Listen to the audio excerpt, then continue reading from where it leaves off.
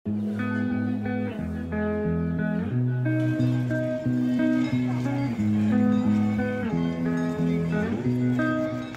And welcome back to my channel divine Didi the explorer. और मैं आई हूँ पुरी और यहाँ जगन्नाथ जी के दर्शन नहीं किए तो ऐसा हो नहीं सकता। तो मैं जगन्नाथ जी के दर्शन करूँगी आके और इसकी आपकी पूरी है ना हिस्ट्री और इसकी कहानी बताऊँगी आपको, और क्या इसमें रोचक बातें हैं, क्या वैज्ञानिक तथ्य हैं, इस बारे में बहुत सारी जानकारी दूंगी। तो पहले दर्शन करके आती हूँ क्योंकि रात के 8 बज रहा है, 9 बजे पट बंद हो जाएंगे, इसलिए पहले वहाँ होके आते हैं।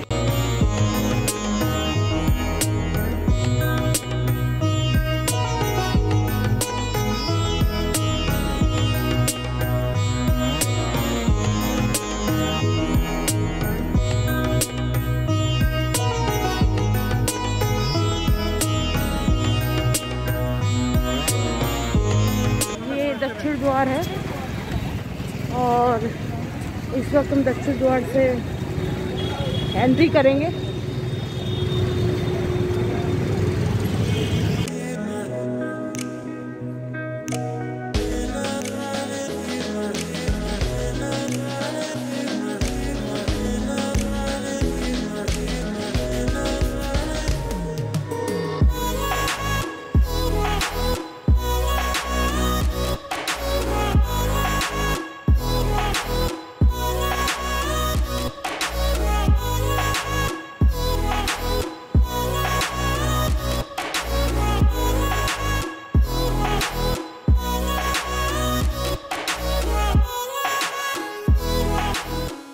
कि आप मेरे पीछे देख रहे हैं जगन्नाथ जी का मंदिर, मैंने रात में दर्शन किए और इनमें रात के टाइम पे चंदन से उनका लेपन होता है और अंदर से दर्शन किए जाते हैं। जगन्नाथ जी के बहुत अच्छे दर्शन हुए और ऐसा कहा जाता है इसमें बहुत सारी रोचक कहानियाँ हैं। और कहा जाता है जब है ना श्री कृष्ण जी द्वापर युग में पैदा हुए थे, द्वापर युग में थे, तो श्री कृष्ण जी को तीर लगने के बाद उनकी मृत्यु हो गई थी। तो वो तो उन्हीं की मर्जी से होता है, हम कौन होते कहने वाले। लेकिन उस वक्त है ना जब पांडवों ने उनका शरीर दाह संस्कार किया तो उनका सब कुछ जल गया, लेकिन उनका शायद है ना हृदय नहीं जला था। तो उन्होंने वो हृदय है ना वहाँ द्वारिका में समुद्र में डाल दिया था। वो बहता बहता यहाँ जगन्नाथपुरी में समुद्र में आया और वो लट्ठे के रूप में, लकड़ी के रूप में बदल गया। जब लकड़ी के रूप में बदल गया तो वहाँ है ना एक राजा, यहाँ का जो पुरी का राजा था, तो उसको है ना सपने में आया कि ऐसा ऐसा है ना हमारा लकड़ी मतलब आया है, उससे तुम भगवान बनाओ जगन्नाथ जी। तो वो जगन्नाथ जी को पहले का भक्त था, तो वो जब कई लोगों को बुलाया और है ना वो लकड़ी का उठ नहीं रहा था, तभी एक बूढ़ा ब्राह्मण आया। तो वो कहते हैं विश्वकर्मा जी थे जो बूढ़े के रूप में आए थे, और उन्होंने वो कहा कि ठीक है मैं इसमें बनाऊँगा इस लकड़ी से भगवान। तो लेकिन उसने ये कहा कि साथ ही साथ जिसमें कमरे में बनाऊँ ये भगवान, तो उस वक्त है ना कोई ना आए। तो उन्होंने कहा ठीक है। तो उन्होंने ना वो जो लकड़ी आई थी समुद्र से बह के, और वो उसको उन्होंने एक कमरे में बनाना शुरू किया। जब बनाना शुरू किया तो कुछ दिनों तक तो आवाज़ आती रही, फिर कुछ दिनों बाद आवाज़ आना बंद हो गई।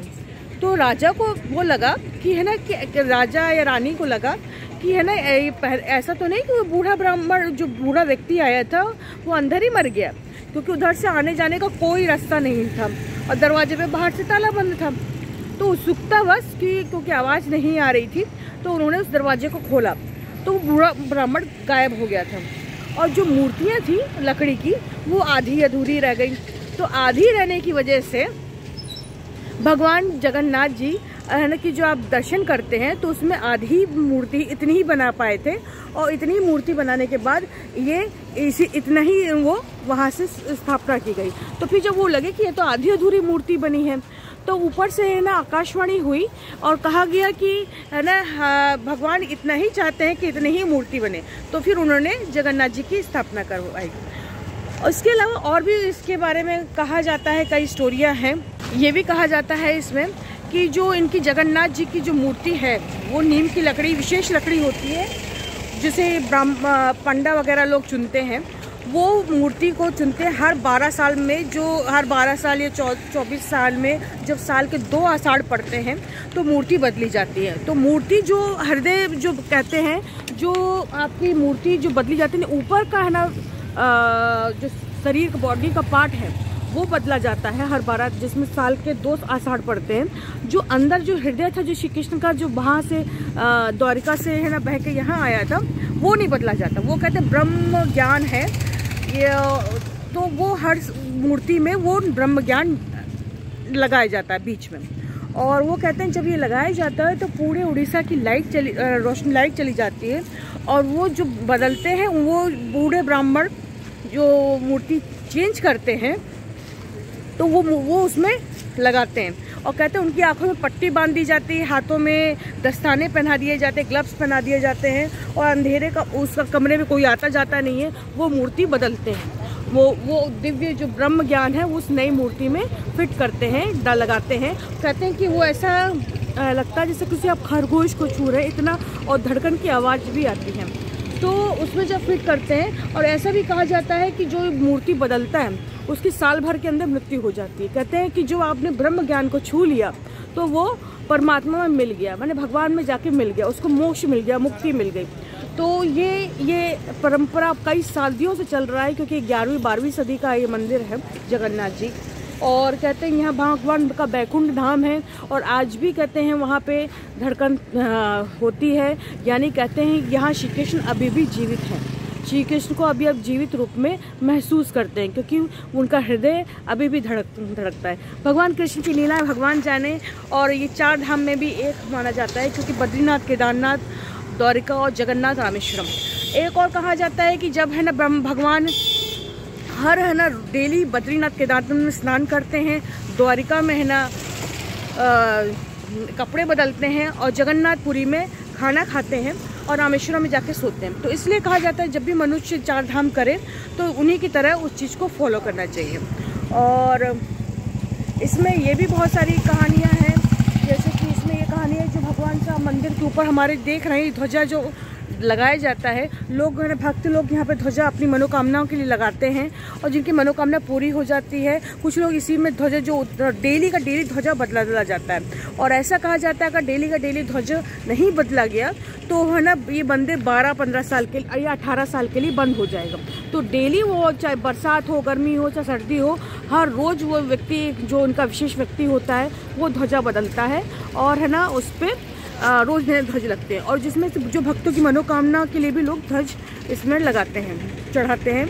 और इसके अलावा इसके ऊपर सुदर्शन चक्र है, जिसकी ऐसा कहा जाता है, वैज्ञानिक कहते हैं कि आप चारों दिशाओं से देखो तो चारों दिशाओं से वो एक ही तरह से दिखता है, मतलब आपको लगेगा कि आपके सामने बना हुआ है। कभी भी इसमें ये नहीं दिखेगा कि ये आप ये दूसरी साइड से मुड़ा हुआ है, ये चारों तरफ से एक ही तरह से दिखता है आपको। एक और कहा जाता है कि है ना यहाँ कोई भी पक्षी, मतलब ज़्यादातर मंदिरों में आपने देखे होंगे पक्षी वगैरह बैठे होते हैं, इस मंदिर पे कभी पक्षी नहीं आता है ना पक्षी बैठता है। तो इसलिए यहाँ पे कोई भी जहाज़ वगैरह या हेलीकॉप्टर वगैरह नहीं उसके ऊपर से नहीं जाता।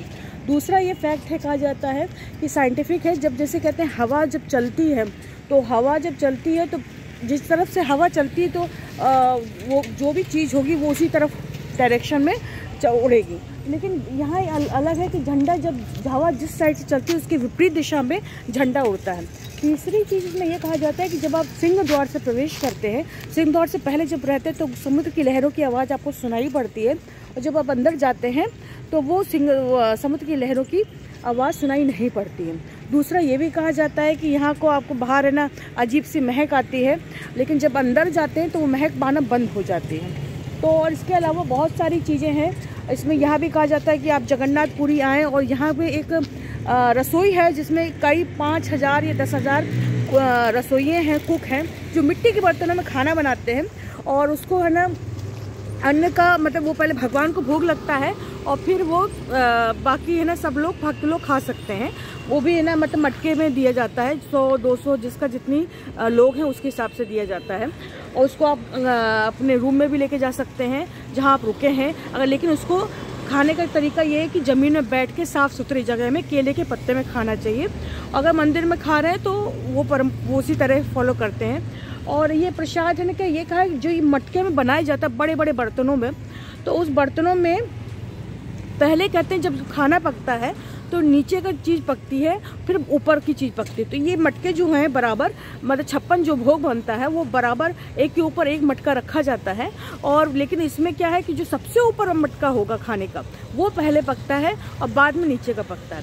और इसमें रसोई का कहते हैं कभी खाना कम नहीं पड़ता। सुबह 6 बजे शुरू होता है और शाम के 4-5 बजे तक खाना सारा समाप्त हो जाता है और कभी भी कोई अन्न बर्बाद नहीं होता है यहाँ पे। तो यहाँ अन्नदान भी किया जाता है, झंडा का भी कर्त किया जाता है और बहुत सारी चीज़ें हैं। आप मेरे बने चाहिए। अभी मैंने रात में दर्शन किए, कल सुबह फिर दर्शन करूँगी, फिर मैं कल सुबह का आपको इसकी और जानकारी दूँगी। अगर मेरा वीडियो पसंद आए तो please like share subscribe comment ज़रूर करिए और है ना मेरे स्किप मत कीजिए और फुल वॉल्यूम में मेरे वीडियो सुनते रहिए। और मैं और अच्छे वीडियो लाऊंगी और आपको और क्या क्या देखना है तो वो प्लीज़ आप है ना आप कमेंट बॉक्स पे लिख सकते हैं।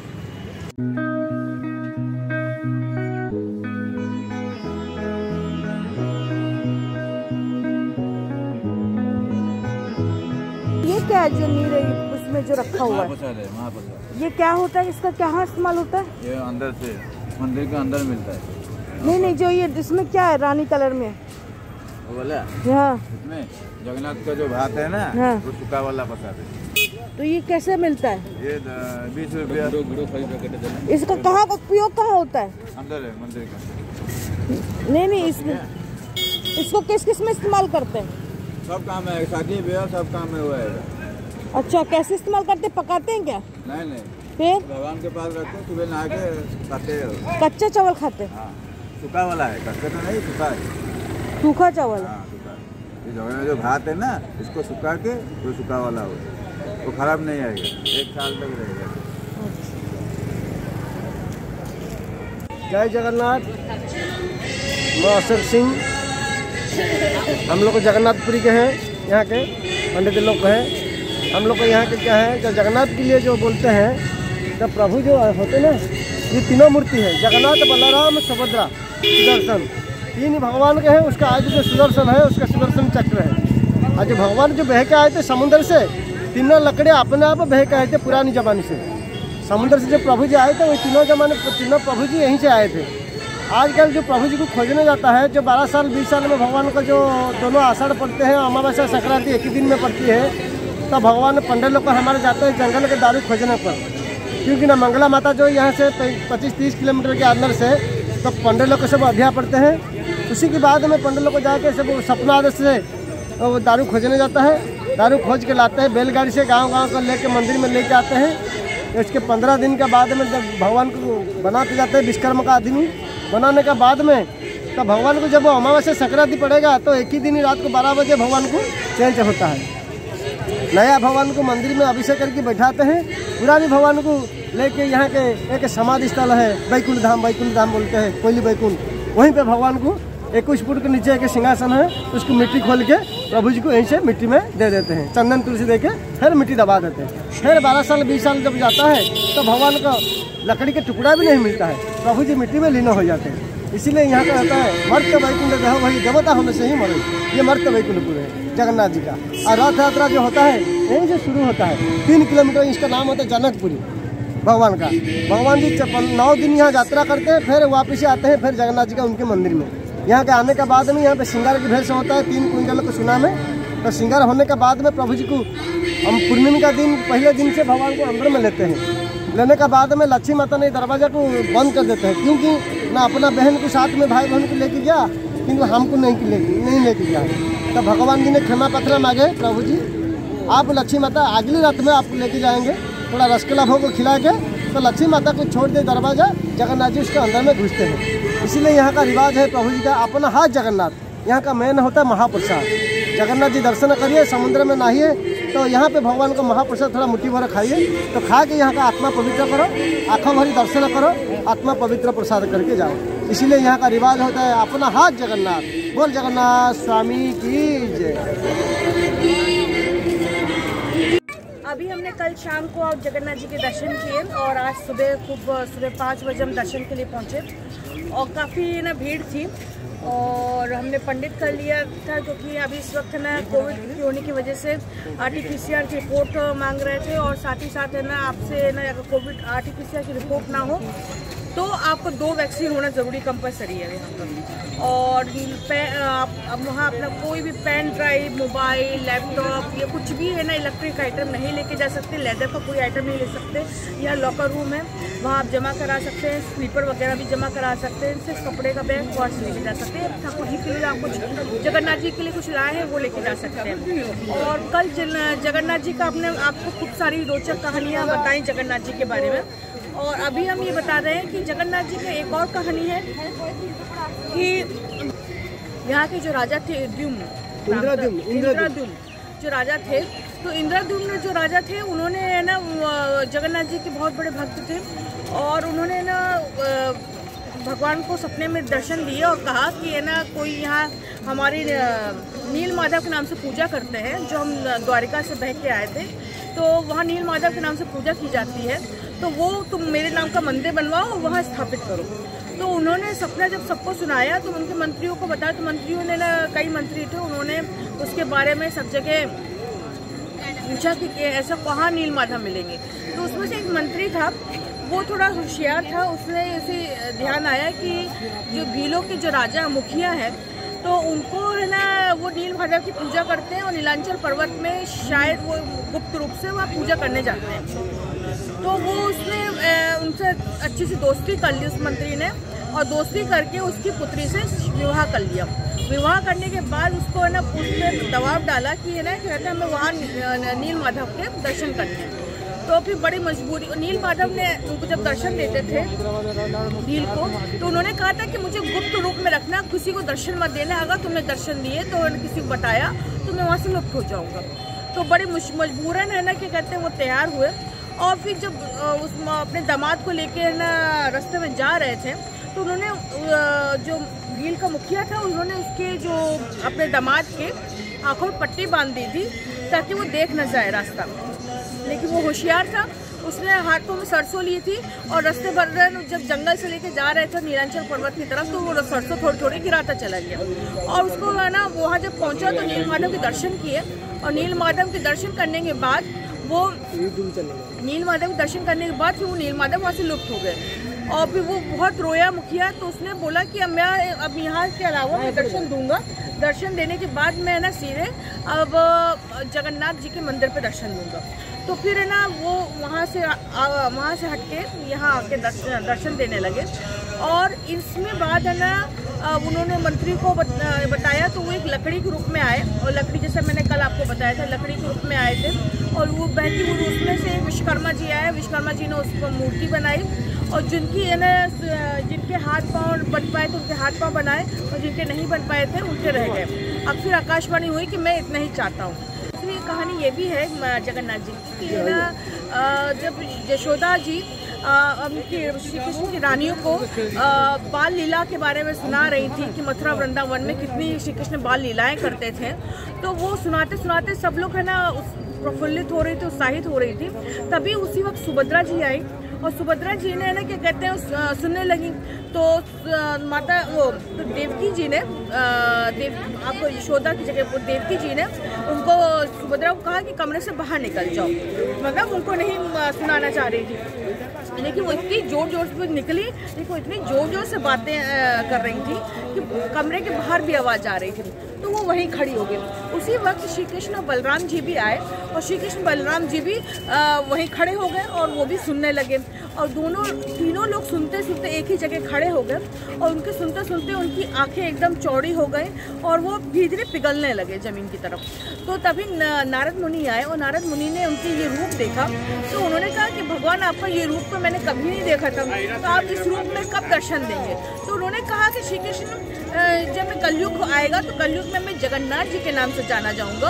और तो उन्होंने कहा, नारद जी ने कहा कि भगवान इसी रूप में आप वरना धरती पर वास करिए, तो जो आपको जिस तरह के आप तीनों लोग वास करिए। तो ये भाई बहन सहित ये लोग जगन्नाथ जी यहाँ दर्शन देते हैं, जिससे सफ़ेद रंग के बलराम जी, बीच में सुभद्रा जी और दाएं हाथ है ना श्री कृष्ण जी हैं जो जगन्नाथ जी के रूप में जाने जाते हैं। वैसे तो 4 धाम है, लेकिन जगन्नाथ जी सबसे बड़ा धाम माना जाता है और यहाँ पे अन्न का भी दान किया जाता है और भी तरह तरह के दान दिए जाते हैं। मंदिर के अंदर और छोटे बड़े मंदिर हैं, जिसमें कल्पवृक्ष मंदिर है, लोग है ना वहाँ अपनी मन्नत मांगते हैं।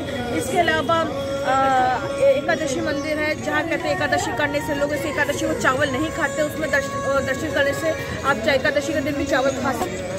यहाँ ये भी मान्यता है। और इसके अलावा एक चावल की राट आपको दिखाया था मैंने, चावल का पुड़िया मिलती है जो कि आप शुभ और अशुभ काम में दोनों में इस्तेमाल कर सकते हैं। कच्चा चावल मिलता है, वो चावल को आप है ना आपके घर में शादी फंक्शन हो उसमें इस्तेमाल कर सकते हैं। जब आपके घर में किसी की मृत्यु हो जाए उसमें भी इस्तेमाल कर सकते हैं। बहुत सारी चीज़ें हैं और बहुत सारी रोचक चीज़ें हैं जो आपको अलग होती है। बगल में शमशान घाट है, जिसे ना कहते हैं कि शमशान घाट की बाहर तक तो महक आती है, लेकिन मंदिर के अंदर उसकी महक नहीं जाती है। और भी इसमें बहुत सारे तथ्य हैं कि समुद्र की लहरें आती हैं और अंदर नहीं सुनाई देती। बाहर ये आप सामने देखें सिंह द्वार है, जब आए जगन्नाथ जी के इसके 4 द्वार हैं और जब आए सिंह, ये जो आप मेरे सामने देख रहे हैं ये है सिंह द्वार। तो पहले इनको प्रणाम करें, उसके बाद जो सबसे पहले सुदर्शन चक्र है इनको प्रणाम करें, ऊपर जो झंडे लगे इनको प्रणाम करें। अगर बाई चांस आपको जगन्नाथ जी के दर्शन नहीं हो पाते हैं तो आप यहाँ से भी दूर से दर्शन कर ऐसे हाथ जोड़ के दर्शन कर सकते हो। अपनी मनोकामना या आपकी कामना हो वो भी पूर्ति कर सकते हैं। लोग कामना के लिए झंडे बांधते हैं। सामने लक्ष्मी माता भी आप देख रही हैं और इसके अलावा और छोटे बड़े मंदिर हैं इसके अंदर है। और इसमें इसकी जो 11वीं और 12वीं शताब्दी का ये मंदिर है, बहुत पुराना मंदिर है इसके बारे में।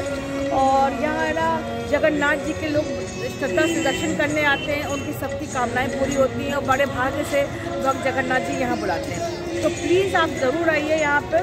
और इसके अलावा यहाँ के है ना जो भी और छोटे छोटे बड़े मंदिर हैं उनका भी है ना दर्शन कीजिए। तो अगर मेरा वीडियो पसंद है तो प्लीज़ वीडियो को लाइक शेयर सब्सक्राइब और कमेंट जरूर करिए और बने रहिए नए वीडियो के लिए। आई हूँ और खाने के लिए कुछ ना मिले तो ऐसा कुछ हो ले नहीं सकते। आप जब आए तो यहाँ का खाजा बहुत फेमस में है।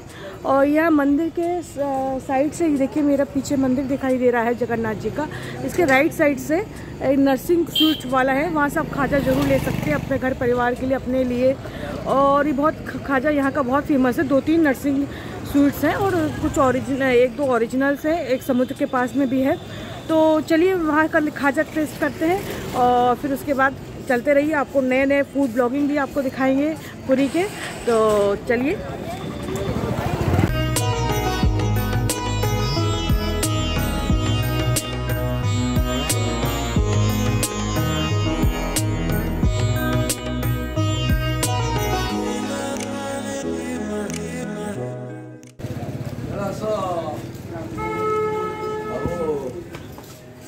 भैया खाजे कैसे? नॉर्मल लेगा ना डिस्ट्री का लेगा। नॉर्मल कितने का है? नॉर्मल 160 का है, 200 का है, 180 का है। 180 में क्या है? वो मुलायम लेके दाम है। आप मुझे तीनों थोड़ा टुकड़ा दीजिए, मैं टेस्ट करके देखती हूँ। अभी लेगा तो भाई नहीं होगा। तो करेगा लेंगे, कौन सा लेंगे? जो तीनों का टेस्ट बताइए मेरे को, कौन सा, मैं टेस्ट करके देखती हूँ। थोड़ा सा बताइए। या मेरे सामने देख लीजिए, मैं खाजा ली हूँ 160, 220, 180। आप भी अपने घर पे ले सकते हैं। बहुत अच्छा है, बहुत मुलायम है।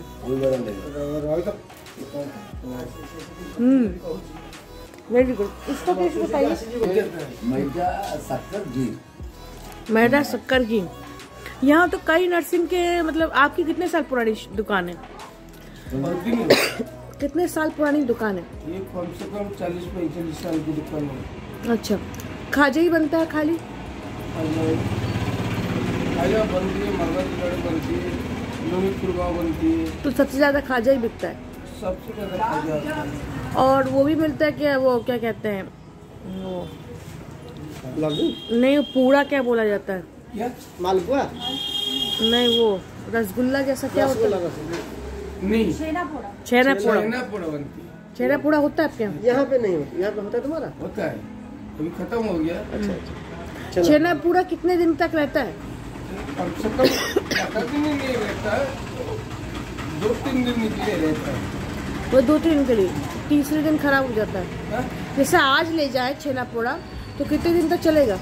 2 दिन तक। 2 दिन बाद। और ये आपका जो खाजा है ये कितने दिन तक चलता है? ये बहुत दिन तक चलता है, मतलब कब तक 20-25 दिन तक आराम से चलती है, खराब नहीं होता? खराब नहीं होता, सूख जाएगा अच्छा रहेगा। इसमें शुगर कम वाला भी होता है, शक्कर कम वाला भी होता है क्या? शक्कर कम वाला होता है क्या? शुगर फ्री का खज्जर नहीं है, शक्कर कम वाला है, शक्कर कम का। वो कितने का है? 200 का किलो। वो बिना प्लेन का थोड़ा सा टेस्ट कराएंगे वो? जी हाँ। नमक वाला तो नमक वाला नहीं, शक्कर कम वाला। ना, ये नमक वही वाला। वही नमक इसमें शक्कर नहीं है। आप खाइए ना। ये शुद्ध नमक वाला। नमक नहीं, थोड़ा मीठा चाहिए, शक्कर कम वाला। ना, वो नहीं। ये वाला अभी फ्रेश हो गया, इसको थोड़ा टेस्ट करिए, इसका अंदर नहीं है, ये वाला थोड़ा कम। इसको थोड़ा टेस्ट करिए। ये नमकीन वाला है, शुगर फ्री वाला। ये कितने दिन का रहता है नमकीन वाला? वो नमकीन तो रहेगा, कुछ खराब नहीं। आप जितना दिन से को इसको रखेंगे डिब्बा में, वो जब हवा बजेगा ना, हवा लगने से वो नमक तरह क्वालिटी है वाला, नमक जैसा लगे। मठरी जैसा। मछली है। नमक वाला मट्ठी जैसा, हाँ, वो डब्बे में रख मट्ठी देगा, की तरह ये है। वो डब्बा में रख देगा, खाएगा, वो खराब नहीं।